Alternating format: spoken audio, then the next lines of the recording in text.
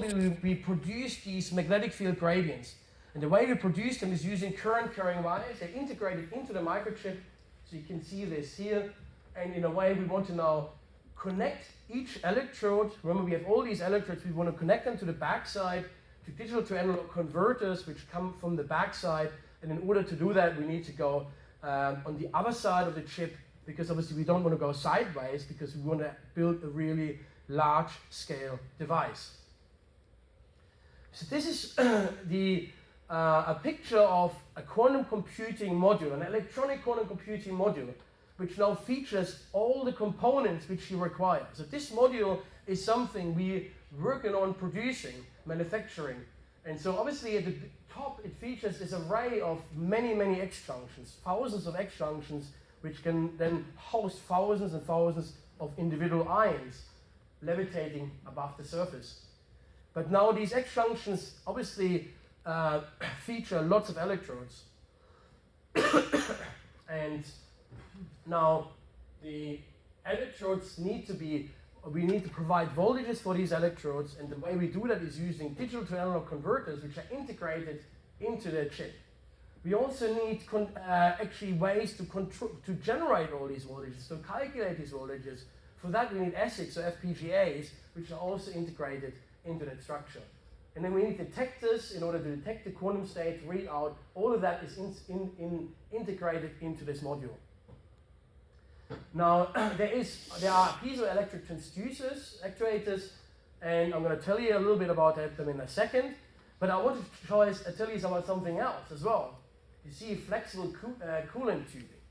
And when I started this talk, I told you about how trapped ions are room temperature mild cooling technology. In stark contrast to superconducting qubits, we have to take to millikelvin temperature. So why do I now suddenly need these cooling tubes here? The reason why we need these cooling tubes, because of all the classical electronics. Because you have numerous digital analog converters in there, which have generate a tremendous heat load. And so in this blueprint, we actually calculated the amount of cooling power required in order to build such a device. And this is why we then decided to go to 70 Kelvin. And it turns out 70 Kelvin is actually really advantageous, because 70 Kelvin silicon, which we use for microfabrication, has as good heat conduction as that of diamond. And so that means we can very efficiently get rid of the heat generated by these devices, and that's a very powerful thing. So what I want to show you now, that you may have seen something like that before, or maybe some of you may have seen something like that before, because it's very similar to the architecture of just a microprocessor chip you use right now. So all of these chips also operate in multiple layers, and so in a way you can see we very much adopt some of the things we've learned in classical computing for this device. Now, the thing what we can't adopt for classical computer is its size. We can't produce a single processor chip that features sufficiently many qubits to build a large-scale machine. Simply because the size of the qubit in a trapped ion machine or superconducting machine is simply too large to put that all on a single wafer. And so we need to think about how are we going to make these devices modular. And so indeed, trapped ions are a very, very powerful architecture, because there are two modular designs. So the first modular design I want to tell you about is the design adopted, you may have heard of that before, the Oxford 2020 engine. It was actually invented by the group of Chris Monroe at the University of Maryland. And what it features is photonic interconnects that connect individual quantum computing modules. So you have a quantum computing module here, and you have a quantum computing module here. And you have a trapped ion in each quantum computing module. Now, I won't have time to tell you the details how this works, but basically, each ion you excite each ion, and now the photons emitted from these ions travel along these optical fibers. And it turns out, when you have a coincident detection on these two photodetectors, you're going to have to trust me now. It turns out you've actually entangled an ion in this module with an ion in this module. So that's the way you can make trapped ion quantum computers modular. And indeed, Chris Monroe has managed many years ago to already demonstrate this process. And in fact, he's demonstrated this, I think, quite a number of years ago. This has been really in development for 10 or 15 years. The challenging part about this scheme, however, is that the world record right now is to generate two entangled ions using this architecture it takes 0.2 seconds to achieve that. And some really, really smart people have been working very hard in order to increase these times, but it is just very, very, very challenging. And people around the world trying very hard to increase these rates. So scientists at Oxford work very hard to improve these rates, although in Maryland, but so far not much has changed on these rates, simply because this is just a very hard physical problem. And so in my group at Sussex, we had the decision many years ago that we want to also be part of this and also trying to somehow beat the laws of physics, or to at least squeeze the hell out of them as much as we can, or should we just try to find something much simpler? And fortunately enough, we were very lucky and found something rather simple. And so instead of using photonic interconnects, we developed the idea of using electric fields to couple modules together. So first of all, and most importantly, when you want to build a large-scale quantum computer, the most important thing is make sure your engineering is simple, because this is going to be so tremendously hard. And let me be very clear. If I have somewhat given you the impression that any of what we try to do here is easy, then I've blatantly failed.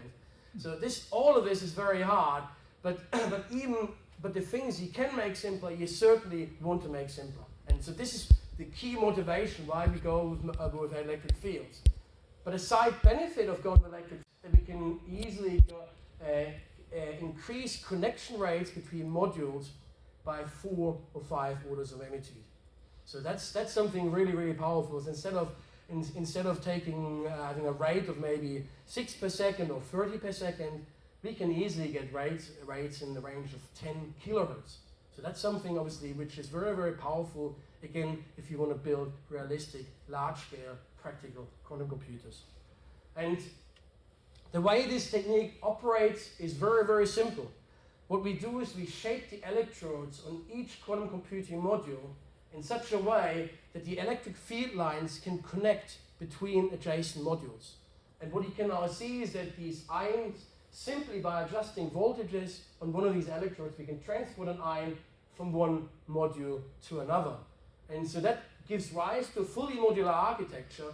And for the theorists here in the audience, there's a principle of connectivity. Now, because we don't just need to shuttle adjacent to adjacent ions, we can also shuttle a little bit further. We can even vary the connectivity of this device, which is also very powerful. What we certainly don't want to do is, if you have a large-scale quantum computer, we certainly don't want to shuttle from one end of the geometry to the other end of the geometry. So that is definitely the limitation. But we can certainly have some flexibility in the way we shuttle around, and so this gives rise to a very dynamic connectivity in these devices.